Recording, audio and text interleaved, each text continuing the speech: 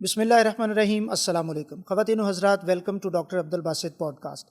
ناظرین، رمضان المبارک کے بابرکت مہینے میں آج جس پوڈ کاسٹ کے ساتھ میں آپ کی خدمت میں حاضر ہوں وہ ایک ایسی مہمان شخصیت کے ساتھ ہے، ایک ایسی یونیک شخصیت کے ساتھ ہے جن کا تعلق ایک ایسے ادارے سے ہے جو دنیا بھر میں ان چند اسلامک اداروں میں شامل ہے جہاں میں سمجھتا ہوں حسن اخلاق بھی ہے اور حسن اختلاف بھی ہے۔ یہ دو چیزیں ہمیں آج کل بہت کم ہوتی ہوئی نظر آ رہی ہیں، اور منہاج القرآن انٹرنیشنل دنیا بھر میں ایک ایسی تنظیم ہے، ایک ایسا ادارہ ہے جہاں آپ دونوں یہ چیزیں، اختلاف بھی اور اخلاق بھی، دونوں بہت اچھے اور عمدہ طریقے سے آپ دیکھ سکتے ہیں۔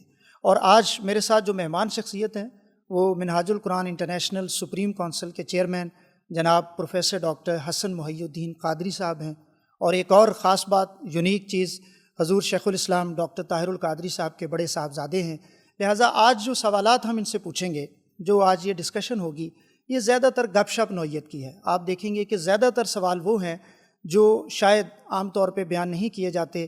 ان کی فیملی لائف، ہماری آپ کی سب کی زندگیوں میں جو کامن مسائل آتے ہیں وہ آج ہم ان سے پوچھیں گے۔ والدین کی، بچوں کی، ماں باپ کی جو ذمہ داریاں ہیں، جو تربیت کا نظام ہے، فیملی لائف ہے، وہ میں چاہوں گا کہ آج ان سے ڈسکس کی جائے، کیونکہ اتنے بڑے گھرانے کا فرد ہونے کی حیثیت سے ان کا ایک ایکسپیرینس ہے، وہ چیزیں آج ہم ان سے پوچھیں گے۔ السلام علیکم سر۔ وعلیکم السلام، تھینک یو سو مچ، آپ نے ہمیں وقت دیا۔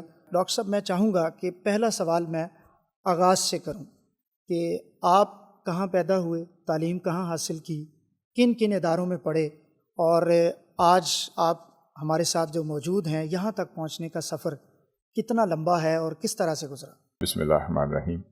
ڈاکٹر صاحب، میں سب سے پہلے آپ کا شکریہ ادا کرتا ہوں۔ یہ ایک ایسی اپارچونٹی ہے، اور جس انداز سے آپ نے ذکر کیا کہ اس کو بڑے فرینک طریقے سے ایک نشست اور ایک سوالات کی شکل میں ہم تبادلہ خیال کر سکیں۔ جہاں تک میری زندگی کا تعلق ہے، میں سمجھتا ہوں کہ اللہ رب العزت نے کرم کیا، فضل کیا کہ ایک ایسے گھرانے میں آنکھ کھولی جو ہمارے لیے سب سے بڑی نعمت ہے۔ حضور سیدی شیخ الاسلام مدظ العالی کا والد محترم کی حیثیت سے ہونا، وہ خود ایک رول ماڈل بھی ہیں اور خود ایک زندگی کا اور خوبصورت طریقے سے زندگی گزارنے کا ایک معیار بھی ہے۔ میری جو ابتدائی جو ہے اسکولنگ وہ ہے ایچ ایس این کالج سے۔ تو جو ابتدائی اسکولنگ کا ٹائم ہے وہ ایچ ایس این کالج میں گزرا، بہت اچھے انداز سے الحمدللہ گزرا۔ اس کے بعد جو انٹرمیڈیٹ لیول ہے وہ ہے پی اے ایف کالج، جو لاہور میں، کینٹ میں ہے، وہاں سے انٹرمیڈیٹ کیا۔ اس کے بعد میں نے گریجویشن کی، اور پھر میں نے پاکستان کالج آف لاء سے میں نے لاء کیا۔ اس کے ساتھ ساتھ میں نے پیرالل شریعہ ایجوکیشن جو ہے وہ شروع ہو گئی، اور شریعہ اسٹڈیز بھی میری مکمل یہ time as a regular student کی حیثیت سے تھی، اور اس کے ساتھ ساتھ میری جو لاء کی جو ایجوکیشن ہے وہ بھی میں نے ریگولر حاصل کی۔ جب میرا لاء کمپلیٹ ہوا تو اس کے ساتھ ساتھ میری شریعہ ان اسلامک اسٹڈیز بھی کمپلیٹ ہوئی 7 سال 8 سال میں۔ یہ دونوں پیرالل کمپلیٹ کرنے کے بعد تو یہ ماسٹر ان اسلامک اسٹڈیز اور عربک اسٹڈیز بن جاتا ہے، اور دوسری طرف یہ فل ٹائم لاء جو ہے 3 سال کا وہ بھی کمپلیٹ ہوا۔ تو پھر وہاں سے سوچا کہ بار ایٹ لاء کرنے کے لیے لنڈن میں یا یو کے کی طرف جایا جائے۔ میں اس غرض سے یو کے گیا۔ حضور سیدی شیخ الاسلام کی بھی خواہش تھی، میری بھی خواہش تھی کہ وہاں بار ایٹ لاء کیا جائے، اسی کو پروسیڈ کیا جائے آگے۔ وہاں گیا تو تھوڑا سا ایک ایوولوشن کا پروسیس انسان کی زندگی میں رہتا ہے۔ پھر وہاں پہ سوچا کہ اگر اس مشن کی خدمت، یہ اولین ترجیح تھی، یہ پہلے دن سے یہ میری ذہن میں تھا، اور یہ میری طبیعت میں تھا، یہ اپنی شخصیت میں تھا، اور یہ کبھی بھی امپوز نہیں تھا، بلکہ جس گھرانے میں جنم لیا، حضور سیدی شیخ الاسلام کو دین کی خدمت اور اس مشن کی خدمت اور اس کی اپنے ہاتھ سے اس تحریک کو کھڑے کرتے ہوئے دیکھا، دن رات اس کے لیے وقف کرتے ہوئے دیکھا، انہیں ایز اے رول ماڈل دیکھا، ان کی زندگی کے دن اور رات دیکھے، تو یہ مشن جو ہے ہماری سمجھ لیں روح میں، ہمارے رگ و ریشے میں سرایت کر گیا۔ اب ذہن میں آیا کہ اگر اس مشن کی خدمت کرنی ہے، اس منہاج القرآن انٹرنیشنل جو 90 کنٹریز میں اسٹیبلشڈ ہے، اگر اس کی خدمت کے اور ایک خادم کی حیثیت سے قابل ہونا ہے تو مینجمنٹ سائنسز بھی بڑا ضروری ہے۔ پھر ارادہ یہ کیا کہ ہو سکتا ہے لاء میں آگے پی ایچ ڈی کر لی جائے، اور ذہن میں یہ بھی تھا کہ حضور سید شیخ الاسلام نے خود بھی لاء میں پی ایچ ڈی کی ہے، تو یہ بھی ایک خواہش تھی کہ لاء میں پی ایچ ڈی ہو۔ تو پھر اس کا ایک بیلنس کریٹ کیا کہ کیوں نہ یہ عرصہ لنڈن میں مینجمنٹ سائنسز میں گزارا جائے۔ تو اس دوران پھر میرا London city university Cass business school میں ایڈمیشن ہوا، اور وہاں سے میں نے M S C management sciences, organisational development and human resource میں اسپیشلائز کیا۔ وہ کمپلیٹ کیا تو اتنے میں مجھے پھر پاکستان بلوا لیا گیا۔ یہ بھی زندگی کے حصے ہوتے ہیں۔ 2002 کی بات ہے کہ اس وقت الیکشن لڑے تھے ہم، حضور سید شیخ الاسلام نے ایک 127 لاہور سے لڑا تھا اور ایک جھنگ کی سیٹ سے، اور جھنگ کی سیٹ سے وہ نہیں جیت سکے اور لاہور سے جیت گئے، تو وہاں پھر وہ ویکیٹ ہو گئی اور ضمنی الیکشن کا وقت آ گیا، اور پھر یہ شورائی نظام جو ہے وہی ہم نے اپنی آنکھوں سے دیکھا ہے۔ تو پوری مجلس شورا نے فیصلہ کیا تحریک منہاج القرآن کی کہ اس سیٹ کو خالی نہ چھوڑا جائے اور حسن کو وہاں لڑوایا جائے۔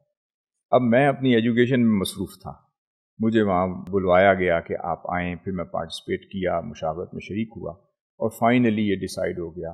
میں نے پھر وہ الیکشن لڑا، اور بڑا بھرپور الیکشن لڑا جیسے لڑا جاتا ہے۔ پھر اس سے بھی ٹریننگ بھی ہوئی، اور ایک طبیعت کے اندر ریزیلینس پیدا ہوئی، پیشنس پیدا ہوئی، اور جو تجربات حیات ہوتے ہیں اس میں سے بھی گزرا، تو اچھا ووٹ لیا۔ اس کے بعد ہمیں پھر لے کر آپ پھر سیریا اور لبنان تشریف لے گئے، اور اب میرے ذہن میں یہ تھا کہ آگے شریعہ education, Islamic education, Arabic education, classical education ہے، وہ بھی اپنے پائے تکمیل تک پہنچے۔ پاکستان میں تو فارغ و تحصیل ہو گیا تھا، مگر وہ ابھی بھی ناکافی تھا، کیونکہ من المہدی الی اللحد، تعلیم کا، علم کا جو سفر ہے وہ کبھی ختم نہیں ہو سکتا۔ پھر مجھے حضور سیدی شیخ الاسلام مدد العالی اور پوری فیملی کے ساتھ ہم وہاں گئے۔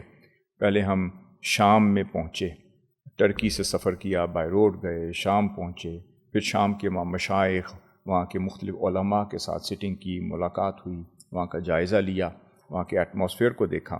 اس وقت شام بڑا پرسکون تھا، بڑا پرامن تھا، ایک آئیڈیل سچویشن تھی ملک شام کی، دمشق کی، جس کو ڈماسکس کہتے ہیں۔ پھر آپ نے وہاں پر فیصلہ کیا اور میرے لیے خود رہائش کا انتظام بھی خود کیا۔ یہاں پہ میں سمجھتا ہوں کہ ایک لرننگ ہے ہمارے لیے اور ہماری اولادوں کے لیے کہ حضور سیدی شیخ الاسلام نے وسائل کی کوئی کمی نہیں رہنے دی۔ میرا بینک اکاؤنٹ کھولا اور اس میں جو کچھ مجھے چاہیے تھا اس سے زائد ہی وہاں جمع کروا دیے پیسے، مگر ساتھ میرے لیے ایک گھر کا انتخاب، ایک رہائش کا، ایک جوائنٹ شیئرنگ میں ایک ریزیڈنس ڈھونڈا، اور اس میں حلب کے اور حمص کے جو اچھے نیک بچے تھے، صالح بچے تھے، وہ ڈھونڈے۔ تو شیئرنگ میں ایک اکاموڈیشن میرے لیے ڈھونڈی، اور جب میں اس میں داخل ہوا تو بڑی ماڈسٹ اکاموڈیشن تھی، شاید اس کا واش روم بھی نہیں تھا۔ آپ کی فیملی بھی ساتھ تھی؟ نہیں، میں اکیلا تھا۔ مجھے جب چھوڑ آئے، پہلے فیملی تھی، فیملی چلی گئی، اب میں اکیلا ایز اے اسٹوڈنٹ، میں نے اب دوبارہ ایک اسٹوڈنٹ لائف شروع کر دی، اور اس وقت میری شادی بھی ہو چکی ہوئی تھی، اور شاید ایک بیٹا بھی تھا اور ایک بیٹی بھی تھی اس وقت۔ حماد مصطفیٰ المدنی القادری جو بیٹے ہیں وہ بھی تھا، باسمہ حسن جو بیٹی ہیں وہ بھی موجود تھی، چھوٹے تھے اس وقت۔ پھر وہ فیملی چلی گئی اور میں نے دوبارہ اسٹوڈنٹ لائف شروع کر دی۔ جب اکاموڈیشن میں نے دیکھی تو وہ بڑی ماڈسٹ اکاموڈیشن تھی۔ دوسری طرف میں نے دیکھا کہ بینک اکاؤنٹ میں اتنے پیسے تھے کہ میں بہت اچھا گھر بھی رینٹ پہ لے سکتا تھا، اور ساتھ آپ نے ایک اشارہ کیا، آپ نے ہمارے بیٹے کوشش کرنا کہ پبلک ٹرانسپورٹ میں سفر کرنا، اور یہ اس میں اچھے طریقے سے ان بچوں کے ساتھ گھل مل کے رہنا۔ میں سمجھ گیا، آپ کا منشا سمجھ گیا، آپ کا اشارہ سمجھ گیا۔ وہ جو لائف میں نے وہاں گزاری، میں نے اپنا پورا ٹائم ٹیبل بنایا۔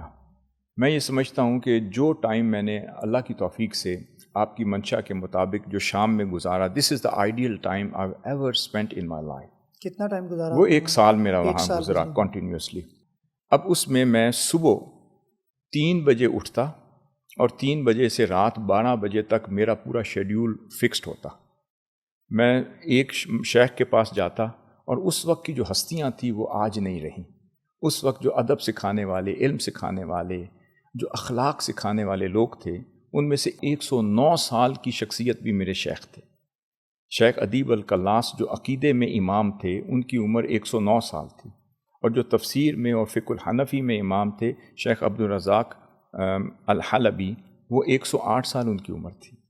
اور پھر شیخ سید رمضان البوتی جیسی شخصیات کی صحبت میں پڑھا ہوں، اور شیخ اسد محمد سعید الصاغر جی صاحب جیسے حلیم الطبع، صالح ہستی، فقہ الحنفی کے امام، ان کے ساتھ صبح اور شام کے میرے دروس ہوتے تھے۔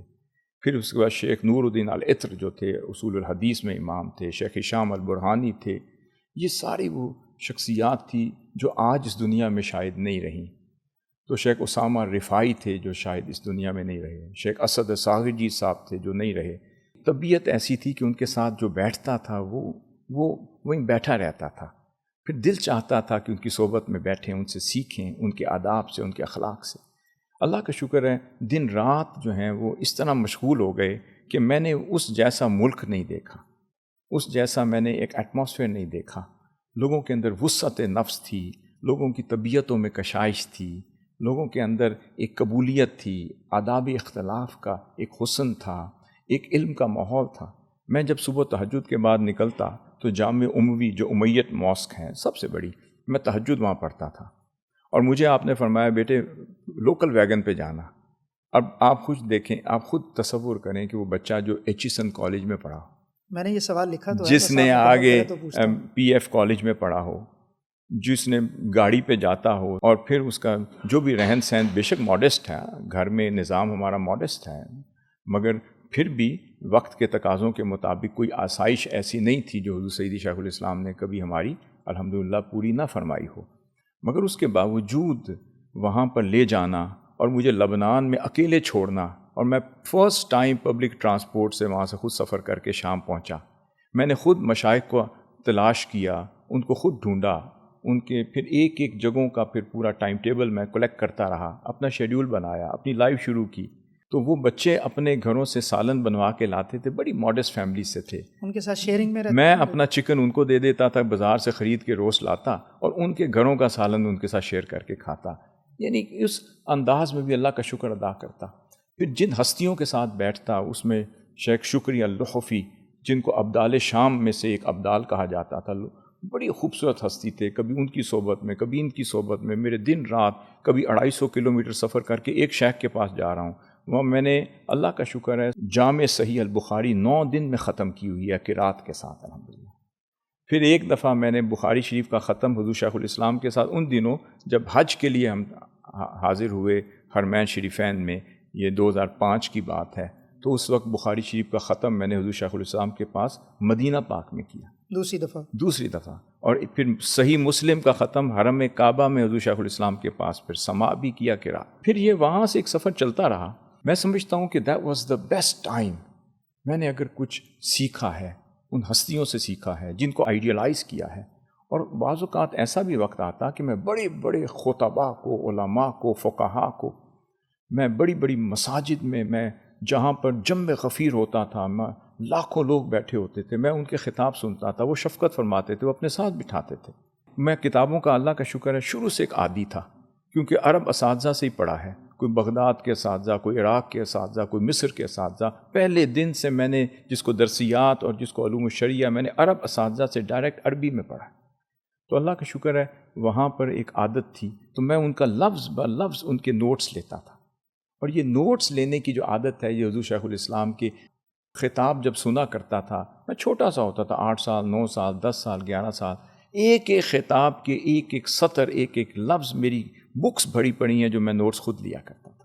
اس سے مجھے عادت ایسی پڑ گئی الحمدللہ کہ ان اساتذہ کے بھی میں نوٹس لیتا تھا، ان کی صحبتوں میں بیٹھتا تھا، وہ بلاتے تھے، پھر وہ جب بک کا آغاز کرتے تھے یا جس کو کہتے ہیں عبارت پڑھنا، وہ بھی پڑھاتے تھے تو شروع بھی مجھ سے کرواتے تھے، اور ایک پیار اور محبت کا ایٹماسفیئر ہوتا تھا۔ ان میں نے کبھی نفرت نہیں دیکھی، ان میں کدورت نہیں دیکھی، ان میں غیبت نہیں دیکھی، ان کی زبان سے کسی کے لیے برائی نکلتے نہیں دیکھی، ان کے چہرے مسکراتے دیکھے۔ اور وہاں جب میں ان کو سنتا تھا تو میں کبھی کبھی رو پڑتا تھا۔ میرے دوست ہوتے تھے مجھ سے پوچھتے تھے آپ کیوں رو رہے ہیں؟ وہ کہتے تھے آپ کیوں گھر یاد آ رہا ہے؟ میں کہتا تھا نہیں، آپ کوئی پریشان ہیں؟ نہیں. کوئی ہم سے کوئی غلطی ہوگی یا نہیں؟ وجہ کیا ہے؟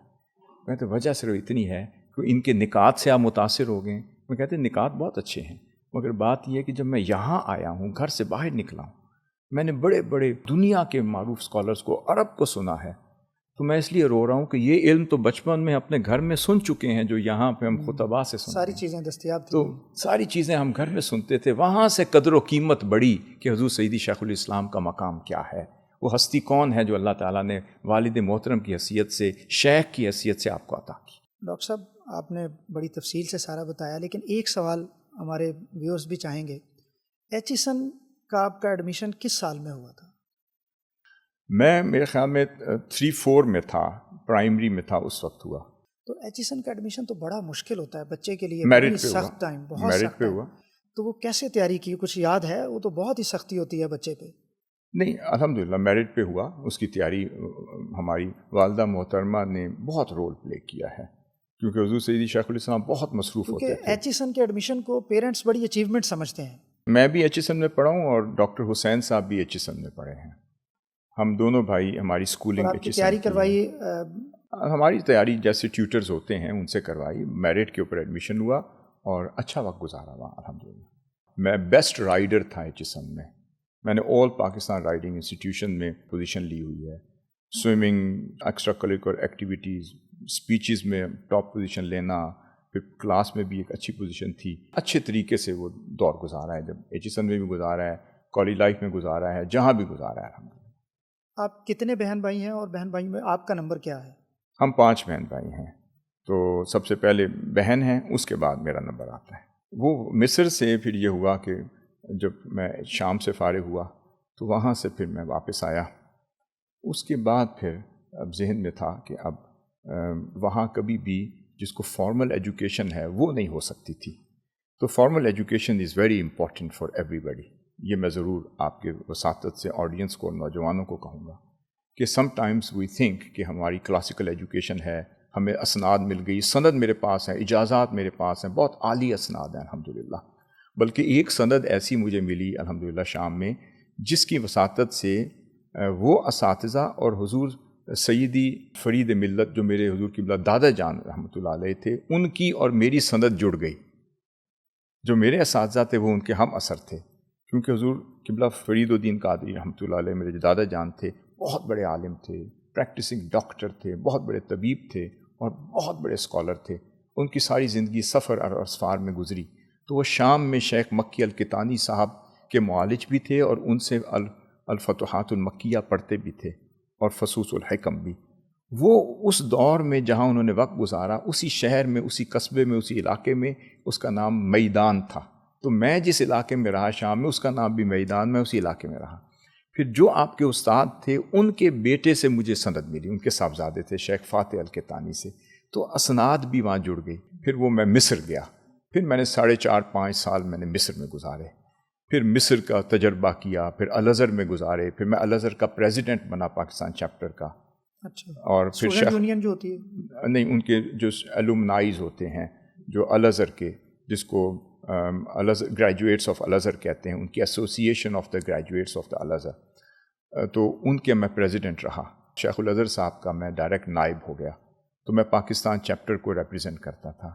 پھر یہاں ہم نے بڑے پروگرامز کی، ایکٹیویٹیز کی، ان کو ریپرزینٹ کیا. بڑا کلوزلی ہم ان کے ساتھ رہا، چیزوں کو سیکھا، تجربات سے گزرا. پھر الازہر کے پروفیسرز کے ساتھ بھی وقت گزرا، پھر کائرو کے پروفیسرز کے ساتھ. اور پھر جب میں نے پی ایچ ڈی کی تو میرے جو سپروائزر تھے ڈپٹی پرائم منسٹر ڈاکٹر یحییٰ الجمل، اور وہ کانسٹیٹیوشنل لاء کی پورے عرب ورلڈ میں اتھارٹی کہلاتے تھے. ان کا ایک نام تھا، اور ان کی سپرویژن میں اللہ رب العزت نے مجھے توفیق دی تو میں نے کانسٹیٹیوشنل لاء میں پی ایچ ڈی کی. 2012 میں پی ایچ ڈی کر کے کانسٹیٹیوشن آف مدینہ میں کر کے کانسٹیٹیوشنل لاء میں الحمدللہ پی ایچ ڈی ہو گئی. مینجمنٹ سائنسز میں میری ایم ایس سی ہو گئی.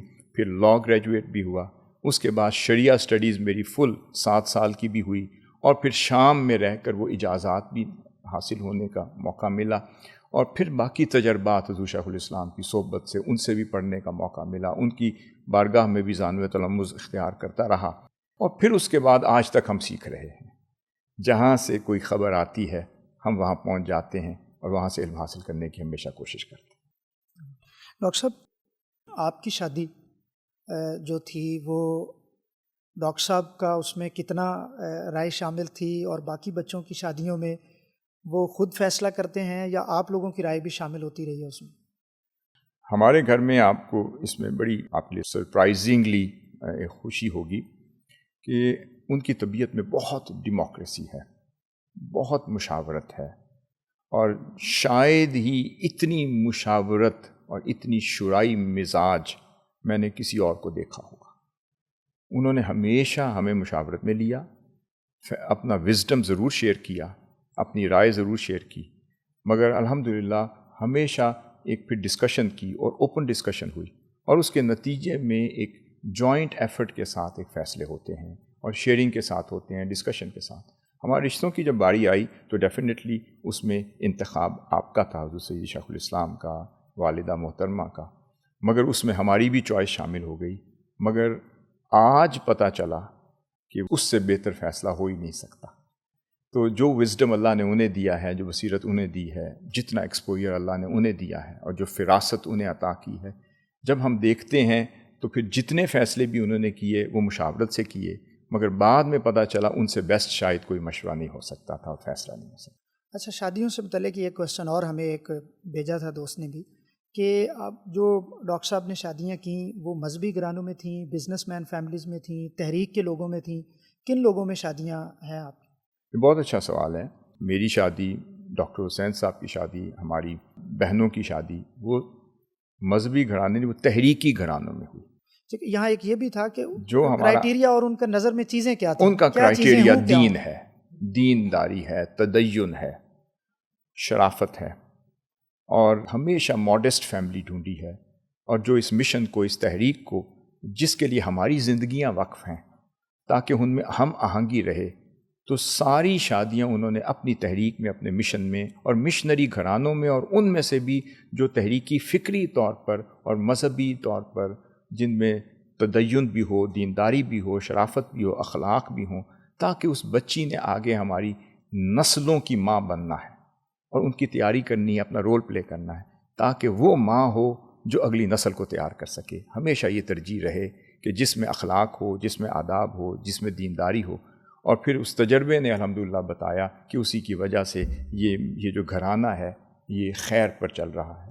اور آگے ہماری اگلی نسل دیکھیں، جو میرے بیٹے ہیں حماد مصطفیٰ القادری، وہ بھی اب پی ایچ ڈی کر رہے ہیں، دوسرے بیٹے وہ اب اپنے ماسٹر میں پہنچ رہے ہیں، جو بیٹی ہیں انہوں نے بھی ماسٹر کر لیا، اور دین بھی سیکھا، دنیا بھی سیکھی، کلاسیکل اینڈ ماڈرن ایجوکیشن کا امتزاج، اور ان کے ذہن میں بھی یہی ہے کہ اسی مشن کی فی سبیل اللہ خدمت کرتے رہنا ہے، اور یہی چیز ان کو گھٹی میں ملا ہے، یہی چیز ان کو آگے ان کے رگ و ریشے میں سرایت کر گئی، ان کی روح کا حصہ۔ اچھا ڈاکٹر صاحب، ایک سوال بچپن کا ہے آپ کی یادوں سے متعلق، کہ بطور باپ وہ کیسے تھے؟ بہت ڈسپلنڈ تھے، سخت تھے، اور آپ لوگوں میں سے شرارتی کون تھا؟ کبھی ڈانٹ پڑی کسی کو، یا جو والد صاحب کی طرف سے بعض اوقات مار پیٹ کا ایلیمنٹ ہوتا ہے؟ یہ چیزیں آپ کی بچپن کی یادوں میں کوئی یادگار چیز شیئر کریں ہمارے ساتھ۔ ہاں جی، اس میں کوئی شک نہیں، ہم شرارتی تھے، شرارتیں بھی کی، اور ہماری تادیبی کارروائی بھی ہوئی، اور جس کو کہتے ہیں سرزنش بھی ہوئی، مگر میں سمجھتا ہوں کہ اگر دیکھا جائے تو جب انہوں نے سختی کی وہ بھی اصول پر کی، اور اس میں بھی کوئی حکمت کار فرما تھی، اور وہ ہمارے لیے بہتر تھا۔ اور جو شفقت کی، پھر وہ اگر ڈانٹ بھی دیتے تھے یا تھوڑی سی اگر ہمیں مار بھی پڑتی تھی، اس کے بعد اتنی شفقت فرماتے تھے، اتنا پیار فرماتے تھے، دل چاہتا تھا بار بار مار پڑے۔ یعنی ایک اتنی طبیعت میں توازن تھا کہ پہلی بات یہ کہ وہ تو 3 مہینے اپنے دورہ جات پر، مصروفیات پر، اور ہم تو کئی ہفتے گزر جاتے تھے ان کا چہرہ دیکھتے ہوئے، مگر جب وہ تشریف لاتے تھے بڑی شفقت فرماتے تھے، کوئی ایک ایسی خواہش نہیں تھی جو منہ سے نکلے پوری نہیں کرتے تھے۔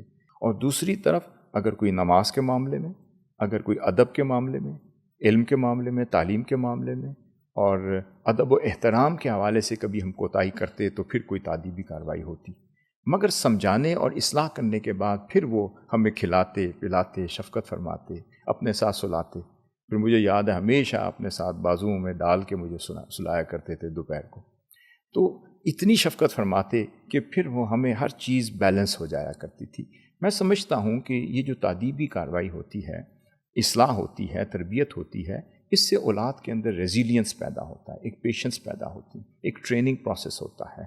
مگر یا شفقت میں بھی افراط و تفریط سے بچنا چاہیے، اور پھر تعدیبی کارروائی سے بھی ہمیشہ افراط و تفریط سے بچنا چاہیے. اس میں ایک بیلنس ہونا چاہیے کہ بچوں کو بالکل لاڈ اور پیار میں اتنا نہ بگاڑ دیں کہ وہ قابو نہ ہو سکیں، اور پھر ایٹ دا سیم ٹائم تعدیبی کارروائی میں غصے کے عالم میں کچھ ایسا قدم نہ اٹھا لیں کہ وہ ری ایکٹیو ہو جائیں، کہ وہ ماں باپ سے اتنا دور ہو جائیں. میں نے ہمیشہ دیکھا کہ آپ نے اصول کے اوپر تعدیب کی، اور پھر وقت کے ساتھ ساتھ آپ کی تعدیبی کارروائی کا پروسیس بھی بدلتا رہا، اس میں بھی ارتقاء آیا. ایک وقت آیا آپ کبھی تعدیبی کارروائی بچپن میں سختی سے فرماتے تھے، مگر ایک وقت آیا آپ نے اس طریقے کو بھی بدل دیا. اس کے بعد ایک وقت آیا کہ جب آپ دیکھتے تھے ہم نے کوئی شرارت کی، آپ نے پوچھا شرارتی تھے؟ ہم بہت شرارتی تھے. کوئی واقعہ، کوئی چیز شیئر کریں. کبھی کبھی ایسے ہوتا تھا کہ ہم شرارت کر رہے ہیں، موٹر سائیکل آ گیا کسی دوست کا، کوئی سائیکل، ہم اس کو چلا رہے ہیں، خیال نہیں کیا اور اس کی وجہ سے وہ سائیکل گرا اور ہماری گاڑی کا شیشہ ٹوٹ گیا. اب آپ نے ڈانٹا نہیں، اب آپ نے کبھی سختی نہیں کی، یہ ایک سٹائل چینج ہو گیا. آپ نے فرمایا بیٹے کوئی بات نہیں، آپ کو پاکٹ منی ملتی ہے؟ ہم نے کہا جی ملتی ہے. آپ نے فرمایا بیٹے اس پاکٹ منی سے یہ شیشہ لگوا دو. اچھا، جو ٹوٹا آپ سے؟ جو ٹوٹا ہے. اب گلاس ٹوٹ جائے، فرمایا کوئی مسئلہ بیٹے نہیں، نقصان ہو گیا تو آپ کی پاکٹ منی ہے؟ ہم نے کہا جی جی ہے. فرمایا بیٹے اس پاکٹ منی سے یہ خرید لیں. جب بچے کی پاکٹ منی سے کوئی چیز بائی کی جائے تو اس کو وہ چبھتی ہے، اس کو تب تکلیف ہوتی ہے جب اس کی پاکٹ منی خرچ ہو رہی ہے. پھر کبھی لنڈن میں تھا، ایک واقعہ ہوا، کوئی شرارت کی ہم نے، تو آپ نے فرمایا بیٹے میں کچھ نہیں کہوں گا. انہوں نے تعدیبی کارروائی کے طور پر کسی ریسٹورانٹ میں ہمیں کام کرنے کے لیے بھیج دی. اچھا، یہ کس سن کا واقعہ ہے؟ یہ تقریباً 92-93 کی بات ہے، 94 کی بات ہے. جہاں ٹھہرے ہوئے تھے وہاں شرارت کرتے ہوئے دوڑ رہے تھے، کوئی چیز ٹوٹ گئی گھر کی، احتیاط نہیں کی جو ہمیں احتیاط کرنی چاہیے تھی. آپ نے فرمایا بیٹے نقصان ہے، میں آپ کو کہیں بھیجتا ہوں، آپ وہاں کمائیں، کما کے پیسے لائیں اور ان کو یہ خرید کے دے دیں. پتہ نہیں ایک ہفتہ، 2 ہفتہ، 1 مہینہ کہیں جاب کی، اس سے ہمیں بھی سمجھ آئی کہ ہم کون ہیں. پھر ہمیں ان کی بھی پرواہ ہوئی جو دن رات ان ریسٹورانٹس میں بچے کام کرتے ہیں، کس طرح کام کیا جاتا ہے، کس طرح کمایا جاتا ہے، کس طرح جاب کی جاتی ہے. یعنی ہمیشہ ان کی تعدیبی کارروائی میں بھی اصلاح ہوتی تھی، اس میں بھی ایک تہذیب ہوتی تھی، ایک اصلاح ہوتی تھی، ایک ایسا خوبصورت انداز ہوتا تھا جو آج تک ہمیں یاد ہے. ڈاکٹر صاحب، جب اسٹرگلنگ فیز ہوتی ہے انسان کی، جب حضور شیخ الاسلام کا وقت تھا بالکل سٹارٹ کا، تو بعض چیلنجز آتے ہیں، اور وہ خود تو چیلنج فیس کرتے تھے، فیملی پر بھی وہ چیلنجز آتے ہیں. اس کو کیسے آپ لوگ برداشت کرتے تھے؟ ٹائم کا چیلنج آتا ہے، بعض اوقات فائنینشیل چیلنجز آتے ہیں، ٹائم مینجمنٹ کا ایشو آتا ہے. اس میں ان کو زیادہ سپورٹ کس کی طرف سے ملتی رہی ہے اور وہ مینج کیسے کرتے تھے اس کو؟ یہ 2 حصے ہیں اس سوال کے. سب سے پہلے فائنینشیل کانسٹرینٹس یا ہر طرح کی کانسٹرینٹ جو ہے وہ کسی بھی کامیاب شخصیت کی زندگی میں وہ ہوتی ہیں. ان مع العسر یسرا، عسر کے بعد یسر آتی ہے. میں سمجھتا ہوں کہ حضور سید شیخ الاسلام کے واقعات ہم نے سنے ہیں، بچپن کے سنے ہیں، کہ جب انہوں نے اپنی پریکٹیکل لائف میں قدم اٹھایا تو انہوں نے بڑی آسائش میں، بڑے لاڈ میں حضور قبلہ دادا جان رحمۃ اللہ علیہ کی سرپرستی میں زندگی گزاری. وہ بھی فرماتے ہیں کہ بیٹے میرے پاس ایک وقت تھا کہ 25 سوٹ بھی ہوا کرتے تھے، اور اتنی ٹائز ہوتی تھیں کہ شاید میں گن نہیں سکتا. اور سیکرڈ ہارٹ اسکول میں پڑھا کرتا تھا، مشنری اسکول میں، اور اس کا ڈریس جو تھا وہ ماڈرن ہوتا تھا، اور شام کو پھر میں شلوار قمیض اور ٹوپی پہنتا تھا، وہ شریعہ اسٹڈیز کا لباس الگ تھا. تو شروع سے آپ کو ماڈرن اور کلاسیکل دونوں ایٹماسفیئر میں ہی پڑھایا گیا. اور حضور قبلہ دادا جان ماڈرن ڈاکٹر تھے، طب یونانی کے ایکسپرٹ تھے، اور میڈیکل سائنس کے ایکسپرٹ تھے، اور ان سے بڑا اس دور میں ادیب، شاعر، عالم، اسکالر، خطیب شاید ہی ان کے پائے کا وہاں ہوگا. تو انہوں نے خود پڑھایا حضور شیخ الاسلام کو. وہ معلم بھی تھے، وہ شیخ بھی تھے، وہ والد بھی تھے. اسی طرح ہمارے لیے بھی حضور شیخ الاسلام شیخ بھی تھے، معلم بھی تھے، والد محترم بھی تھے، ہمارے لیے رول ماڈل بھی تھے. ہم نے بچپن میں دیکھا، آپ فرماتے ہیں کہ بیٹے جب آپ کے دادا جان رحمۃ اللہ علیہ نے پردہ فرمایا تو اس وقت میں نے زندگی کا آغاز قرضے سے کیا، اور قرض لے کر زندگی کا آغاز کیا، کیونکہ ان کا بینک اکاؤنٹ 0 ہو چکا ہوا تھا. انہوں نے فرمایا بیٹے جو کچھ میرے پاس ہے مجھ پہ خرچ کر لو، میرے علاج معالجے میں. جب آپ علیل تھے اور بستر مرگ پر تھے، اس میں قرض بیٹے نہیں لینا. میں نے جو کچھ اکاؤنٹ میں تھا فرماتے ہیں میں نے خرچ کر دیا. اس کے بعد جب اپنی لائف شروع کی تو قرض سے شروع کی، اور بعد ازاں جس سے قرض لیا اس کو ڈبل پیسے پے کیے ہمیشہ، اور جس کو زندگی میں آپ نے قرض دیا اس سے پیسے کبھی واپس نہیں دیے. اچھا. یہ آپ کا اصول تھا ہمیشہ. اس کے بعد آپ نے اپنی لائف کا آغاز کیا، اور آپ فرماتے ہیں اس وقت میں چھوٹا تھا، ہم چھوٹے تھے، اور یونیورسٹی لاء کالج میں آپ ہاسٹل وارڈن بھی رہے. پنجاب یونیورسٹی لاء کالج میں آپ ہاسٹل وارڈن بھی تھے، آپ ینگسٹ پروفیسر آف لاء بھی تھے. آپ فرماتے ہیں اس وقت ہاسٹل وارڈن تھے، اور میس بھی آپ ہی کی زیر سرپرستی چلا کرتا تھا. آپ فرماتے تھے بیٹے جتنے وسائل اور سیلری ہوتی تھی اس میں تقریباً ابھی ہر مہینے کی 20 تاریخ بھی نہیں ہوتی تھی کہ خرچہ ختم ہو جاتا تھا. یہاں ہماری والدہ محترمہ فرماتی ہیں کہ اس وقت میں دیکھتی تھی کہ میس ہے وہ جو آپ کے کنٹرول میں چلتا ہے، وہاں تنور ہے، وہاں روٹی پکتی ہے، تو آٹا ہوتا تھا، مگر اس آٹے کو روٹی میں بدلنے کے لیے یا روٹی پکانے کے لیے ایندھن نہیں ہوتا تھا، ایندھن کے پیسے نہیں ہوتے تھے، تیل کے پیسے نہیں ہوتے تھے. تو میں کبھی کبھی کہتی تھی کیا یہ ممکن ہے کہ یہ آٹا ہم بھیج دیں اور آپ کے یونیورسٹی کے میس میں صرف روٹیاں پک جائیں؟ آپ فرماتے تھے کہ نہیں، میں بچوں کے فیس سے جو پیسے جمع ہوتے ہیں میں ان کے پیسوں پر میں کبھی اپنا پیٹ نہیں بھر سکتا، یہ ناجائز ہے، میں اس کو حرام سمجھتا ہوں. آخری 10 دن بھوکے پیٹ ہی وہ گزرتے تھے، اور وہ جو گھر کی ملازمائیں ہوتی تھیں چلی جایا کرتی تھیں، انہیں بھی پتہ ہوتا تھا کہ اب صاحب کے گھر میں کوئی کھانا نہیں پکے. پھر کس طریقے سے وہ گزارا ہوتا تھا، کس طریقے سے ہمیں لک آفٹر کیا گیا، مگر کبھی محسوس نہیں ہونے دیا، کبھی کسی آسائش میں کمی نہیں ہونے دی. اور مگر کس طریقے سے لائف آپ کی مختلف مراحل سے گزرتی چلی گئی. آپ نے سائیکل بھی چلائی، موٹر سائیکل میں بھی سفر کیا، گاڑیوں میں بھی کیا، ویگن میں بھی کیا، اور خود بھی گاڑی چلائی، اور ہر مرحلے سے آپ نے لائف کو گزارا اور ہمیں بھی سکھایا. اور کبھی کبھی ہم شرارت کرتے تھے یا کوئی شرارت ہوتی تھی، ہمیں اس کی سزا کے طور پر ایچیسن لوکل ٹرانسپورٹ پہ بھیجتے تھے. باتیں تھے بیٹے آج آپ اپنی گاڑی پہ نہیں جائیں گے، آج آپ لوکل ٹرانسپورٹ پہ جائیں گے. اب یہاں ہماری ایک ٹریننگ ہوتی تھی ہمارے کہ عزت نفس مجروح نہ ہو، انسان سوچتا ہے، اور تھوڑا سا امبیرسنگ سچویشن ہوتی ہے ہر بچے کے لیے کہ میں جہاں گاڑی میں ایچیسن میں اترتا ہوں وہاں ہر سطح کے لوگ ہوتے ہیں، وہ کیا سوچیں گے. نہیں، اس فیلنگ کی بھی تربیت کرتی تاکہ ایسی فیلنگ کبھی زندگی میں پیدا نہ ہو. اور اس تصور کو سمجھ لیں کہ ایک ہی صف میں کھڑے ہو گئے محمود و ایاز، نہ کوئی بندہ رہا نہ کوئی بندہ نواز. ہم نے بچپن سے سیکھا کہ انسان کچھ بھی نہیں ہے. انسان اگر اللہ کی بارگاہ میں اگر عبادت گزار ہے اور صاحب تقوی ہے تو وہ سب کچھ ہے. ان اکرمکم عند اللہ اتقاکم، اس کے ہاں جو معزز ہیں مکرم ہیں وہ تقوی والے ہیں. باقی یہاں طبیعت کی برائی کا ہونا، کسی کا مقام میں کم ہونا، کسی کا مرتبے میں زیادہ ہونا، اس کا معیار جو ہے وہ دنیاوی زندگی نہیں، اس کا معیار جو ہے وہ اخروی زندگی کی تیاری ہے، وہ عبادت ہے، وہ تقوی ہے، وہ آپ کی عاجزی ہے، انکساری ہے، وہ تواضع ہے. اب یہ جو چیزیں ہم نے دیکھیں، پھر ایک وقت آیا کہ ڈاکٹر حسین صاحب چھوٹے بھائی ہیں، ان کی پیدائش کا وقت تھا. امی حضور فرماتی ہیں کہ بیٹے میں اسی تنخواہ میں سے جو وسائل تھے آپ کے یونیورسٹی لاء کالج کی سیلری آتی تھی اور جو مختصر آپ کے وسائل تھے اسی میں سیونگ بھی کر لیا کرتی تھی. اب مجھے پتا تھا کہ بیٹے کی پیدائش ہونی ہے تو میں نے اس کے لیے کچھ پس انداز کرنا شروع کیا تھا، کچھ سیونگ کی ہوئی تھی. تو آپ فرماتی ہیں ایک دن میں نے دیکھا کہ حضور سیدی شیخ الاسلام نے جمعے کا خطاب کے لیے تشریف لے جانا تھا. آپ کبھی ایک قدم کمرے میں رکھتے ہیں کبھی باہر، تو آپ کے چہرے پر ایک اضطراب تھا، ایک پریشانی سی تھی جو میں دیکھ رہی تھی. میں نے پوچھا کہ خیریت ہے، کوئی چیز آپ کو پریشان کر رہی ہے، ڈسٹرب کر رہی ہے؟ آپ نے فرمایا کر تو رہی ہے مگر میں سمجھتا ہوں کہ شاید میرا کہنا جائز ہے یا ناجائز ہے. آپ نے فرمایا کہ آپ فرمائیں آپ کیا چاہتے ہیں. آپ نے فرمایا بات یہ ہے کہ کل میں نے خطاب کرنا ہے اور اس خطاب کا ٹاپک ہے کہ اپنی ضرورت سے زائد کوئی مال ہے تو وہ اللہ کی راہ میں خرچ کر دو، اور انفاق فی سبیل اللہ میرا ٹاپک ہے اور یہ میرا پوائنٹ ہے. اور میں سمجھتا ہوں کہ مجھے پتا ہے کہ آپ نے بچے کی پیدائش کے سلسلے میں کچھ پیسے جمع کر کے رکھے ہیں جو ضرورت کے لیے ہیں، مگر آج تو اس کی ضرورت نہیں ہے، تو اس کے ہوتے ہوئے وہ خطاب کی تیاری مجھ سے نہیں ہو رہی. تو آپ اندر تشریف لے گئیں، آپ نے وہ پیسے لیے اور آپ کے سامنے رکھ دیے. اب آپ خوشی سے اس کو اللہ کی بارگاہ میں تقسیم کر دیں اور اپنا خطاب کریں.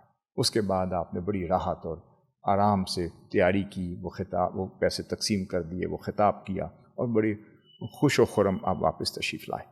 پھر وقت آیا، ہم نے اپنی آنکھوں سے جب یہ دیکھا کہ جب ڈاکٹر حسین محی الدین صاحب کی جب پیدائش کا وقت آیا تو ایک فیملی کلینک ہے وہ لاہور میں بڑا مشہور تھا، تو وہ آپ کے دوست تھے، تو وہاں پہ ظاہر بات ہے پیدائش ہوئی، تو اس وقت بھی قبلہ حضور سیدی شیخ الاسلام کراچی فہم القرآن کے سلسلے میں اپنے دروس قرآن کے سلسلے میں گئے ہوئے تھے اور پیچھے پیدائش ہو گئی، اور جب واپس تشریف لائے تو جو قریبی عزیز و اقارب تھے، کیونکہ تحفہ تحائف کا کلچر کبھی ڈیولپ نہیں کیا، نہ آپ نے لوگوں سے تحفے لیے، نہ آج تک ہم تحفے لیتے ہیں، تحفے دیتے ہیں پر لینے کا کلچر نہیں، نہ کبھی نذرانے کا ہے، نہ کسی سے لینے کا ہے، نہ عوض لینے کا ہے، نہ دین کی خدمت بیچتے ہیں، تو دین نہیں بیچتے، نہ خطاب کا عوض لیتے ہیں، نہ کتاب کا عوض لیتے ہیں، یہ وہ کلچر ہے جو ہم نے ہمیشہ سیکھا۔ تو تحفے تحائف کا تو کلچر نہیں تھا، جو عزیز و اقارب تھے، جو بڑے قریبی، جن کے ہاں یعنی لینے دینے کا کلچر معمول کے مطابق تھا، انہوں نے جتنے پیسے وہ خوشی میں دیے، جیسے ماموں آ گئے، جیسے آپ کی پھپھو آ گئیں، جیسے قریبی رشتہ دار آ گئے، جیسے خالہ آ گئی، خالو آ گئے، جتنے کا بل بنا جب آپ نے جمع کیا اتنے ہی پیسے جمع ہوئے اللہ کی طرف سے، اور اتنا ہی بل بنا وہ آپ ادا کر کے ڈاکٹر حسین صاحب کو گھر لے۔ آپ اندازہ کریں جب ہم نے یہ ساری چیزیں دیکھی وقت کے ساتھ، کم از کم ہم نے یہ سیکھ لیا الحمدللہ کہ اللہ کی نعمتوں کا شکر کیسے ادا کرنا ہے، وسائل کو کیسے خرچ کرنا ہے، کس انداز سے خرچ کرنا ہے، اور پھر آج اگر الحمدللہ ہمیشہ آپ نے دعا یہ کی کہ اللہ مجھے اتنا دے اور میری اولاد کو اتنا دے جتنی ضرورت ہو، تو آج تک جب میں آپ کے سامنے بیٹھا ہوں جتنی ضرورت ہوتی ہے وہ اللہ تعالیٰ عطا کر دیتا ہے، نہ ضرورت سے زائد رہنے دیتا ہے، نہ ضرورت سے کم رہنے دیتا ہے۔ سبحان اللہ۔ اچھا ڈاکٹر صاحب، ایک سوال آپ نے جس طرح سے بتایا میرے ذہن میں آ رہا ہے، جتنے ہمارے اسلامک اسکالرز ہیں، گھرانے ہیں ریلیجیس، آپ کے ہاں ایک یونیک چیز یہ ہے کہ آپ کی ایجوکیشن ساری بڑے ماڈرن انگلش اسکول سے ہے، سیکرڈ ہارٹ جس طرح ڈاکٹر صاحب خود بھی پڑھے، تو اس کو آپ کیسے دیکھتے ہیں؟ ہمارے ہاں بعض لوگ پسند نہیں کرتے کہ بچیاں جو ہیں وہ اسکولوں میں جائیں، انگلش اسکولز میں جائیں، یا یہ جو مشنری اسکولز ہوتے ہیں اس میں جاتی ہیں بچیاں یا بچے، اس کو آپ کیسے دیکھتے ہیں؟ یہ بہت اچھا سوال ہے، میں اس کا جواب آقا صلی اللہ علیہ وسلم کی سیرت طیبہ سے دینا چاہوں گا۔ سب سے پہلے چونکہ میں نے آپ نے بتایا نا جس طرح کہ وہ پڑھتے رہے ہیں خود سب بھی۔ سے پہلے ہم نے ہمیشہ جو حضور سیدی شیخ الاسلام کی زندگی میں دیکھا ہے، میں کے سامنے علی اعلان عرض کر رہا ہوں کہ آپ کے ہر گوشے کو ہم نے جب بعد میں سیرت طیبہ کے تناظر میں دیکھا ہے تو آقا صلی اللہ علیہ وسلم کی سیرت طیبہ کے عین مطابق پایا۔ اس لیے میں اس کا جواب بھی سیرت طیبہ کے تناظر میں دینا چاہوں گا کہ آقا صلی اللہ علیہ وسلم نے فرمایا، حدیث شریف ہے، اطلب العلم ولو کان بالصین، کہ علم حاصل کرو خواہ تمہیں چین ہی کیوں نہ جانا پڑے۔ اس وقت چین ایک تہذیب کا مرکز تھا، سویلائزیشن کا مرکز تھا، ایک جدت پسندی کا، ایک ٹیکنالوجی کا، ایک تقدم کا ایک دور تھا۔ تو آقا صلی اللہ علیہ وسلم نے صحابہ کرام سے فرمایا علم حاصل کرو، خواہ حاصل کرنے کے لیے تمہیں چین کی سرحد تک ہی نہ جانا پڑے۔ اس کا مطلب وہاں کوئی مسلمان تو نہیں تھے، ابھی تو اسلام بھی نہ وہاں پہنچا تھا، تو وہاں کن سے تعلیم دلوا رہے تھے؟ تو آقا صلی اللہ علیہ وسلم نے وہاں کے لیے ایک ویسٹ تھا، وہاں کے لیے ایک ماڈرن کلچر تھا، وہاں کے لیے ایک نئی دنیا تھی، ایک نئی تہذیب تھی۔ پھر آقا صلی اللہ علیہ وسلم صحابہ کرام کو روم بھیجتے تھے، پھر جرش تک بھیجا ہے۔ اس کا مطلب آقا صلی اللہ علیہ وسلم نے پھر جو غزوہ بدر کے جو جنگی قیدی تھے، پھر ان کو آپشن دی، یا تو اپنا رینسم منی پے کرو، اور یا میرے مدینہ پاک کے 10 بچوں کو ایک ایک شخص پڑھنا اور لکھنا سکھائے، اور اس کے عوض فرمایا میں تمہاری رہائی کرتا چلا جاؤں گا۔ اس کا مطلب یہ ہے کہ کفار سے اہل مدینہ کے بچوں کو پڑھانا بھی آقا صلی اللہ علیہ وسلم کی سنت ہے، چین تک بھیجنا بھی سنت ہے، دوسری سویلائزیشن سے تجربہ لے کر آنا بھی آقا صلی اللہ علیہ وسلم کی سنت ہے۔ پھر وہاں سے پھر جبہ آتا تھا آپ کی بارگاہ میں، کوئی رومی آتا تھا، کوئی کسروانی آتا تھا، کوئی یمنی چادر آتی تھی آپ کی بارگاہ میں پیش کی جاتی تھی، کوئی حبشہ سے کبھی کوئی تحفہ آتا تھا، وہ آپ زیب تن بھی فرماتے تھے۔ اس کا مطلب ہے مغربی کلچر کو، اس کی تہذیب کو، اس کے لباس کو، جو آپ کے اپنے تمدن کے برعکس نہ ہو، آپ کے کلچر کے برعکس نہ ہو، آپ کی اسلامک طور طریقے کے برعکس نہ ہو، اس کو اڈاپٹ کرنے میں بھی کوئی حرج نہیں۔ یہ بھی آقا صلی اللہ علیہ وسلم کی سنت سے ثابت ہے۔ پھر ان کی کئی تہذیبیں ایسی ہوتی تھیں جو ہمارے اسلامک تہذیبوں کے متضاد نہیں تھی، یعنی کہ اس کے مخالف نہیں تھی، تو اس پر بھی صحابہ کرام عمل کرتے تھے۔ آپ ان کو ہمیشہ ان کی تشجیع فرماتے، ان کو کانفیڈنس دیتے تھے، اپریشیٹ فرماتے تھے. یہاں سے ہم نے دیکھا کہ حضور سیدی شیخ الاسلام کو حضور قبلہ دادا جان رحمۃ اللہ علیہ نے بچپن سے سیکرڈ ہارٹ اسکول کیوں بھیجا. وہ مشنری اسکول تھا. وہ پڑھاتا کون تھا؟ مشنری ننس تھیں، مشنری ٹیچرز تھیں، مالٹا کی ٹیچرز تھیں، پرنسپلز تھیں. آپ فرماتے ہیں وہ پڑھاتی تھیں، جو ان کے کلچر میں ہوتا تھا وہ سکھاتی تھیں. اور پھر شام کو آپ لباس بدل دیتے تھے، پھر شلوار قمیض اور ایک سفید ٹوپی، قریشیے کی ٹوپی سر پہ رکھتے تھے. پھر کبھی تہجد قضا نہ ہوئی، کبھی کوئی نماز قضا نہ ہوئی. چھوٹے چھوٹے بچوں میں دوستی بھی آپ کی ان کے ساتھ ہوتی تھی جن کی تہجد بھی کبھی قضا نہ ہو، اور آپ کی ہمیشہ دوستی بھی ان کے ساتھ ہوتی تھی جن کا دل مسجدوں میں لگا رہا. ساتھ اللہ تعالیٰ نے آپ کو ماڈرن ایجوکیشن میں بھی مہارت عطا کرتے چلے گئے اور آپ کو توفیقات سے نوازا، اور ساتھ ساتھ ماڈرن اور کلاسیکل دونوں تہذیبیں بھی سیکھیں، ایجوکیشن بھی سیکھی، اور دونوں کلچر کو بھی سیکھتے چلے گئے. اسی وجہ سے آج سمجھ آئی کہ وہی ہمیں بھی دیا. اب بچپن میں ہی ہمیں سمجھ آ گئی کہ ہمیں ایچیسن بھیجا، اور ایچیسن سے گھر آتے تھے تو عربی ٹیچر بھی پڑھاتے تھے، قرآ بھی پڑھاتے تھے اور ٹیچر بھی، اور ساتھ ہی ہماری اسکولنگ ابھی ختم نہیں ہوئی تھی تو شرعیہ ایجوکیشن شروع ہو گئی. تو دن ہمارا اسکول میں گزرتا تھا اسی یونیفارم میں، شام ہمارا عربی لباس میں اور ٹوپی میں، اس کلاسیکل ایجوکیشن میں، تہذیب میں، کلچر سیکھنے میں، اسلامک تھاٹ سیکھنے میں، اسلامک کلچر سیکھنے میں، آداب سیکھنے میں، اخلاق سیکھنے میں، لغت سیکھنے میں، لینگویج سیکھنے میں اور تلفظ سیکھنے میں گزرتا تھا. تو یہ دونوں چیزیں ہمیشہ انہوں نے ہمیں کلچر میں عطا کی. تو آج ہمیں سمجھ آئی کہ منہاج القرآن کو اللہ رب العزت نے ویسٹ کے لیے بھی چنا، ایسٹ کے لیے بھی چنا، عالم عرب کے لیے بھی چنا، عالم غرب کے لیے بھی چنا. تو اگر منہاج القرآن میں صرف ایک زبان نہیں ہے، منہاج القرآن کے ہمارے رفقاء میں عربی بولنے والے بھی ہیں، انگلش بولنے والے بھی ہیں، فرینچ بولنے والے بھی ہیں، یورپین لینگویجز بھی بول رہے ہیں، پاکستانی بھی بول رہے ہیں، سرائیکی بھی بول رہے ہیں، بلوچی بھی بول رہے ہیں. اس کا مطلب ہے کہ ملٹی کلچرلزم اگر طبیعت میں نہ ہو، ملٹی کلچرلزم اگر مزاج میں نہ ہو، اگر بچپن میں آپ کی طبیعت میں نہ ڈالا جائے تو کل کو مزاج بھی اسکالرس کے ویسے نہیں بنتے. تو میں اینڈ پہ یہ عرض کروں گا کہ ہمارے اسکالرس کو بھی چاہیے اپنی اولادوں کو ایکسپوئر دیں اور ویسٹرن ایکسپوئر دیں. جیسے ڈاکٹر حسین محی الدین صاحب وہ اسپیشلسٹ ہیں اسلامک اکانومی میں، ماڈرن اکانومی میں اور ماڈرن سبجیکٹس میں، ان کی اسپیشلائزیشن ہے. میری جو میں نے آپ کو عرض کی ان سبجیکٹس میں ہے. آگے میرا جو بیٹا ہے ڈاکٹر، جو آگے انشاءاللہ ہو جائے گا، حماد مصطفیٰ القادری، IR میں وہ ماسٹر بھی کیا ہے لنڈن اسکول آف اکنامکس میں، اور لنڈن اسکول آف اکنامکس سے ہی وہ PhD کر رہے ہیں. ڈاکٹر حسین جو ہیں وہ کینیڈا سے گریجویٹ ہیں، پھر سیانس پو جو ہے فرانس کی جو سب سے بڑی یونیورسٹی جہاں کے پریزیڈنٹس وہاں پڑھتے ہیں، ادھر سے MBA ہیں. پھر وہ انہوں نے میلبرن یونیورسٹی سے PhD کی، پھر پوسٹ ڈاکٹریٹ کی، پھر فیلوشپ کی، پھر ہارورڈ یونیورسٹی سے کورسز کیے. اب ہم نے بھی ہر جگہ سے کورسز کیے، پڑھے جہاں جہاں. آپ نے ہمیشہ ہمیں فرمایا بیٹے پڑھیں اور پڑھتے رہیں، اس کی کوئی حد نہیں. اور جب تک وہ ہمیں پڑھتا ہوا دیکھتے تھے وہ خوش ہوتے تھے. انہوں نے ہمارے رگ و ریشے میں پڑھنا، لکھنا، مطالعہ اور کتابوں سے محبت منتقل کر دی.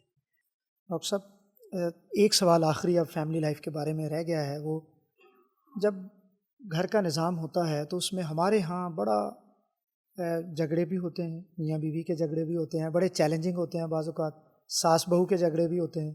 تو based upon your experience doctor Tahir ul Qadri صاحب اور آپ، گھر کا نظام جوائنٹ فیملی سسٹم ہے، الگ الگ رہتے ہیں، کس طرح سے مینیج ہوتا ہے اور کیا ایفرٹس کی جاتی ہیں کہ یہ جھگڑے کم سے کم ہوں؟ کیونکہ لوگ کہتے ہیں جی یہ تو نیچرل ہے اب گھروں کے اندر. دیکھیں، اللہ کا شکر ادا کروں گا، یہ جوائنٹ فیملی سسٹم بھی ہم نے گھر کے ماحول سے ہی سیکھا ہے، اور گھر کا نظام ہمیشہ جوائنٹ فیملی ہی رہا ہے اور آج بھی ہے. ایک گھر ہے ہمارا ماڈل ٹاؤن میں جو ہم نے ہمیشہ 30 سال 40 سال جہاں گزار دیے. اس گھر میں ایک نسل ہم بھی وہیں پلے، پھر میری شادی ہوئی، میرے بچے بھی ایک حد تک وہیں پلے، پھر ڈاکٹر حسین صاحب کے بچے بھی وہیں پلے. اس کا مطلب ہے کہ اس میں اتنی اکاموڈیشن تھی، اتنی وسعت تھی دلوں میں کہ بڑے پیار سے رہے. مگر اس کی ایک خوبی یہ تھی کہ حضور سیدی شیخ الاسلام کی طبیعت میں، جیسے میں نے عرض کیا، ڈیموکریسی بہت تھی. وہ ڈیموکریٹک جو نیچر تھی ان کی، جو طبیعت تھی، اس کی وجہ سے ہم ہمیشہ ان کے قریب رہے.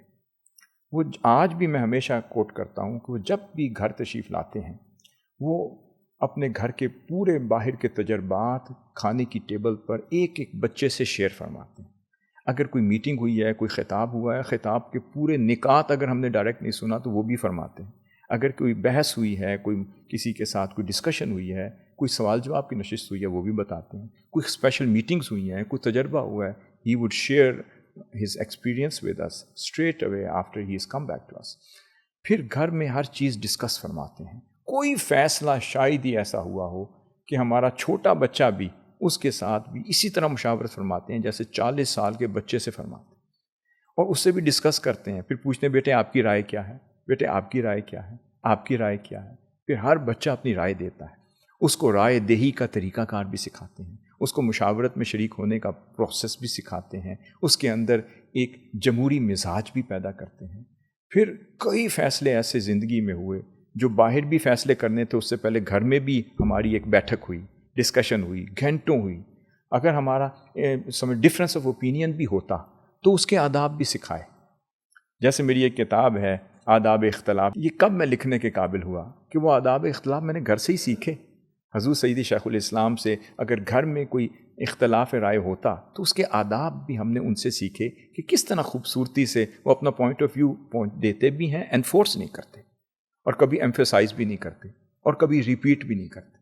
یہاں تک کہ خوبصورتی یہ ہے کہ وہ اگر نصیحت بھی فرمائیں تو ایک دفعہ فرماتے، وہ 2 دفعہ 3 دفعہ 4 دفعہ نہیں فرماتے. اس میں بھی ایک فریڈم دیتے ہیں، اس میں بھی ایک اوپننیس رکھتے ہیں.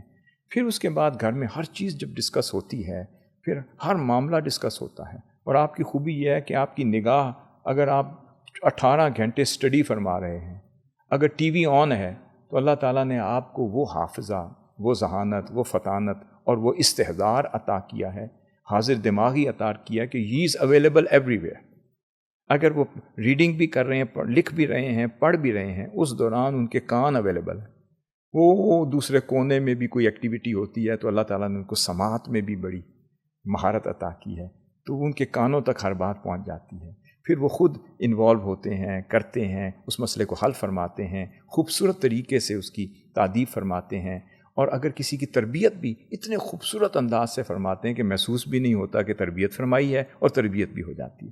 اسی طرح جب ہمارے گھر کا یہ کلچر ایک فیملی لائف کا دیکھا تو آج الحمدللہ ہمارے فیملی کے 2 حصے ہیں. ایک کینیڈا میں رہتی ہے فیملی، میری فیملی کینیڈا میں عموماً ہوتی ہے، بچے وغیرہ وہاں پڑھے ہیں. میں کیونکہ اب مشن کی خدمت کرتا ہوں، میں یہاں رہتا ہوں. ڈاکٹر حسین صاحب کی فیملی یہاں ہوتی ہے، تو ہم آتے جاتے رہتے ہیں.